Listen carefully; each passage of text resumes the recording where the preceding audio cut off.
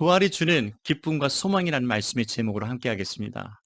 오늘 저는 여러분에게 이 세상에서 가장 기쁘고 가장 축복된 소식을 전하고자 합니다.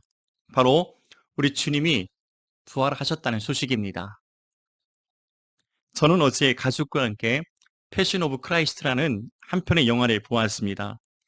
2004년에 개봉된 영화입니다.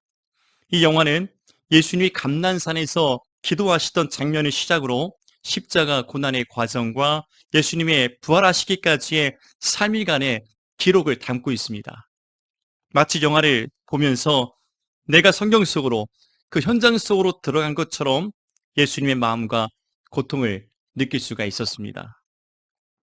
예수님의 고난을 둘러싼 주변의 사람들, 각자의 이해관계에 따라서 어떤 이들은 배반하고 배신하고 조롱을 했습니다. 그 중에 어떤 사람들은 자신들의 일과는 무관한 것처럼 무관심하게 지나치며 바라보는 사람들도 있었습니다. 반면 어떤 이들은 주님의 고난을 나의 일처럼 함께하고 아파했던, 울었던 사람들이 있었습니다. 때론 적극적으로 배반하고 위협하고 소극적으로는 주님께 무관심한 사람들을 보면서 지금 이 시대가 그런 시대가 아닌가 하는 생각을 하게 되었습니다. 영화의 마지막 장면에서 부활하신 예수님의 모습이 잠시 등장합니다. 닫혀있던 무덤의 문이 열리고 새벽 햇살과 함께 죽으셨던 예수님의 몸이 부활의 몸으로 나오셨습니다. 마지막 이 영화에서 보여주는 백미는 부활하신 예수님의 손바닥에 새겨진 못 자국이었습니다. 마치 내가 십자가에서 죽은 예수라는 것을 증명이라도 하듯이 주님의 손바닥에 새겨진 못자국이 선명하게 나 있었습니다. 저는 그 못자국을 보면서 손바닥에 새겨진 주님의 사랑, 하나님의 사랑을 느낄 수가 있었습니다. 지금 부활의 주님은 그 손바닥에 새겨진 사랑으로 은혜로서 우리에게 구원의 은총을 베풀어 주시는 줄 믿습니다. 지금 이 시간 이 부활의 아침에 2000년 전 우리에게 보이신 주님의 십자가의 사랑이 우리 모두에게 부어지는 은혜의 시간이 되기를 바랍니다. 다시 한번 이 세상을 향해서 우리가 선포하겠습니다. 예수님이 부활하셨습니다. 시작. 예수님이 부활하셨습니다. 이 말씀을 통해서 주님의 부활의 기쁨과 위로와 소망을 얻는 우리 모두가 되시기를 바랍니다. 첫째, 예수님은 죽은 자 가운데에서 다시 살아나셨습니다. 예수님은 우리 모두의 죄로 말미암아 십자가에서 죽으셨습니다. 로마서 5장 12절 말씀에 이러므로 한 사람으로 말미암아 죄가 세상에 들어오고 죄로 말미암아 사망이 왔나니 이와 같이 모든 사람이 죄를 지었으므로 사망이 모든 사람에게 이르렀느니라 말씀합니다. 예수님은 우리의 죄의 문제를 해결하시기 위해서 이 세상에 오셨고 십자가의 고난과 죽임을 당하셨습니다. 하나님의 아들이 죄인의 몸을 입고 이 땅에 오셨고 십자가의 형틀에서 우리를 대신해서 죽으셨던 것입니다. 그러므로 우리 중에서 한 사람도 예수님의 고난과 죽으심에서 자유로울 수가 없습니다. 바로 우리 모두의 책임이고 우리 모두의 죄값이라 할 것입니다. 그런데 예수님께서 이 모든 죄의 문제까지 십자가의 죽으심으로 단번에 해결하신 줄 믿으시기 바랍니다. 여러분, 지금 우리가 이 갚을 수 없는 하나님의 은혜 가운데 살아가고 있습니다. 이것이 놀라운 우리 주님의 십자가의 사랑이라는 것입니다. 이제 우리가 할 일은 이 진리를 믿고서 주님이 다시 오실 때까지 그의 죽으심과 부활하심을 온 세상에 전하는 것입니다. 그것이 우리 모두에게 주신 하나님의 특별한 사명인 것입니다. 예수님이 십자가에서 죽으시고 그 말씀하신 대로 성경대로 다시 살아나셨습니다. 본문 1절을 함께 보시겠습니다. 안식일이 다 지나고 안식 후 첫날이 되려는 새벽에 막달라 마리아와 다른 마리아가 무덤을 보려고 갔더니 여기서 막달라 마리아는 한때 7 귀신 들렸다가 예수님께 고침을 받고 열심으로 주를 섬겼던 여인을 말합니다. 이 부활의 아침에 무덤을 찾았던 여인들의 이름을 사복음서 전체에서 기록을 하고 있는데요. 그 중에 가장 먼저 언급되는 이름이 항상 막달라 마리아입니다.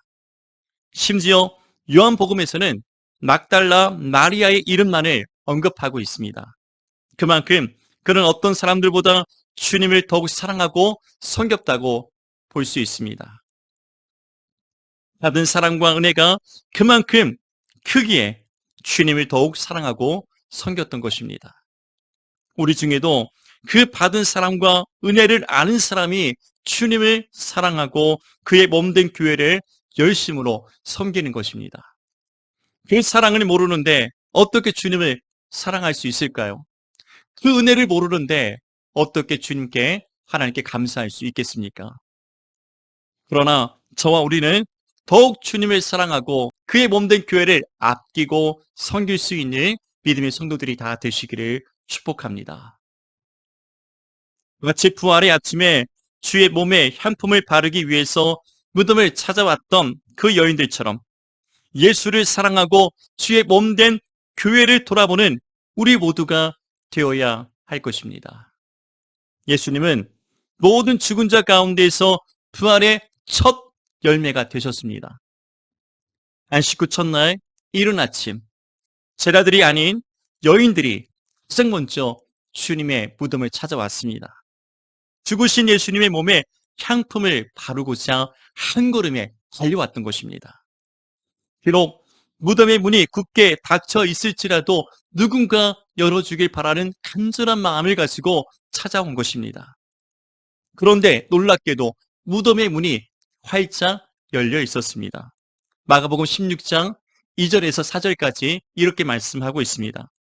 안식 후 첫날 매우 일찍이 해 돋을 때에 그 무덤으로 가며 서로 말하되 누가 우리를 위하여 무덤 문에서 돌을 굴려주리요 하더니 눈을 들어본즉 벌써 돌이 굴려져 있는데 그 돌이 심히 크더라.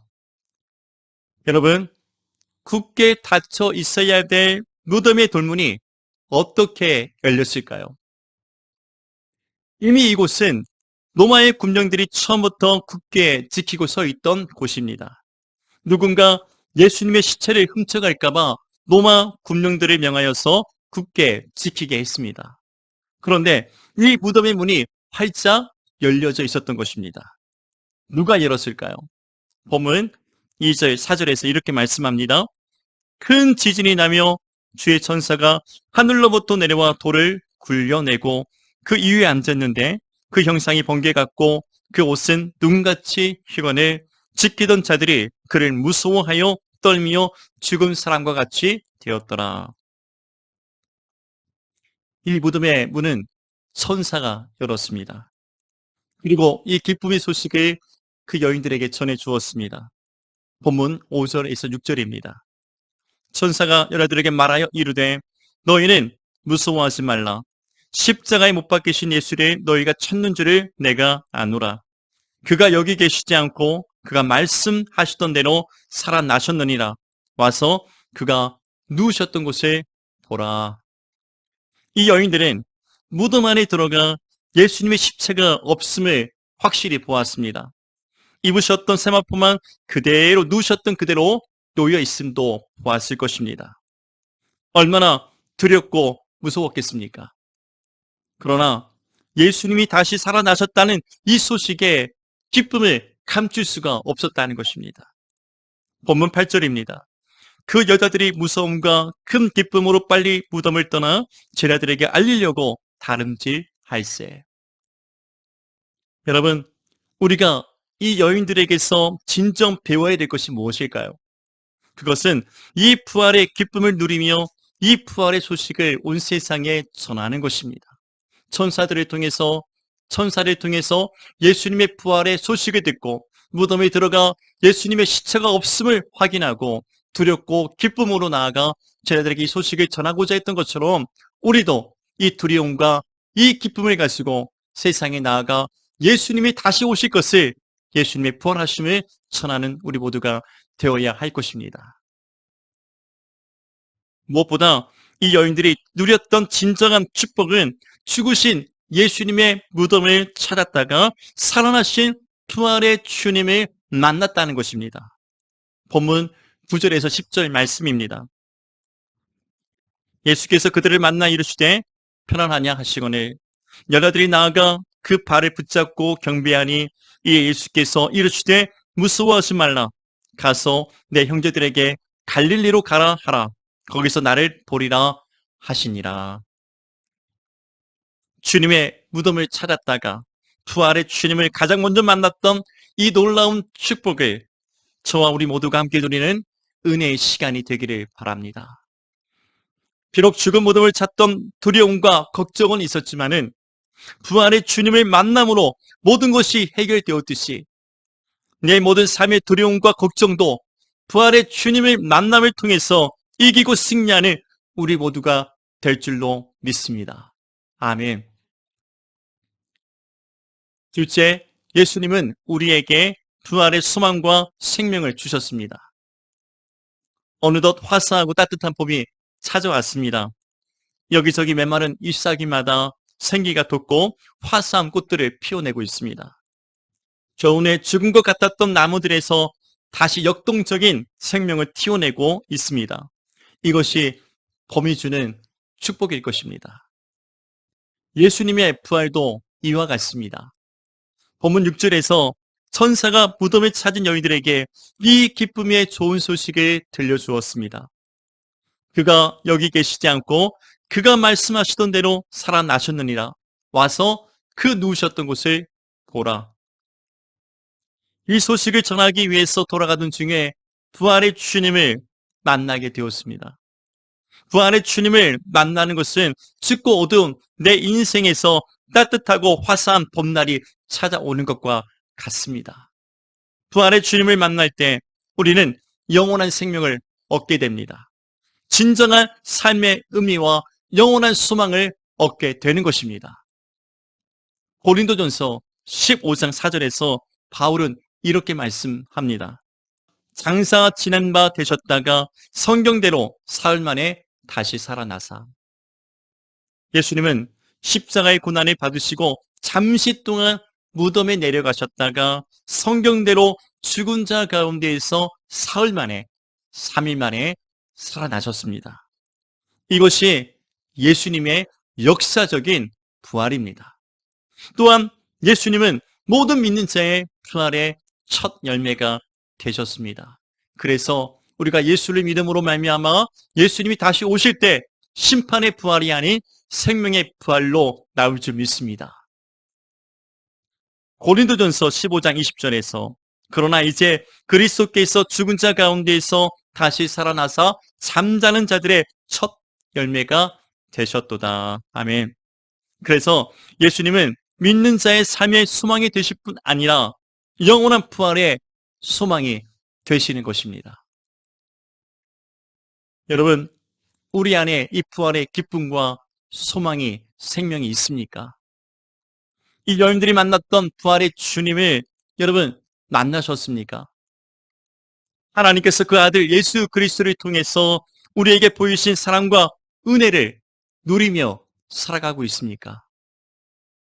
누군가는 지금도 그때 그들처럼 이 부활의 주님을 부인하고 망각하며 살아가고 있습니다. 도대체 지금 우리와 무슨 상관이 있냐며 조롱하고 비웃고 있습니다. 그저 지어낸 사람들의 이야기라고 외면합니다. 그러나 십자가의 도가 멸망하는 자들에게는 미련한 것이요 구원을 받는 우리에게는 하나님의 능력이 됨을 믿으시기 바랍니다. 아멘. 우리가 지금 예수를 믿는다고만 하지만 내 안에 십자가의 사랑이 없고 부활의 소망이 없다면 우리의 믿음이 헛된 것이고 세상에서 가장 불쌍한 자라 할 것입니다. 그 십자가로 보이신 사랑과 그 나타내신 부활의 소망이 내 안에 없다면, 그 믿음이 내게 없다면 그것은 가장 괴로운 일이요 가장 큰 고통이라 할 것입니다. 구원의 감사와 감격이 없는 그저 형식과 습관적인 신앙과 예배 생활만 힘쓰고 있다면 그것이 바로 가장 불쌍한 일이라는 것입니다. 예수님을 믿는 우리에게 부활의 생명과 소망을 주셨습니다. 요한복음 11장 25절 26절에 예수께서 이르시되 나는 부활이요 생명이니 나를 믿는 자는 죽어도 살겠고 무릇 살아서 나를 믿는 자는 영원히 죽지 아니하리니 이것을 내가 믿느냐? 주님이 이 시간 물으십니다. 주님의 부활되심을 믿습니까? 그 부활의 생명을, 소망을 우리에게 주셨음도 믿으십니까? 그 믿음 가지고 이 세상이 아무리 힘들고 어둡고 답답할지라도 무덤의 문을 박차시고 나오셨던 주님과 같이 사망의 권세를 깨뜨리고 다시 살아나신 주님과 같이 믿음으로 승리하고 살아가는 우리 모두가 되시기를 주님의 이름으로 축복합니다.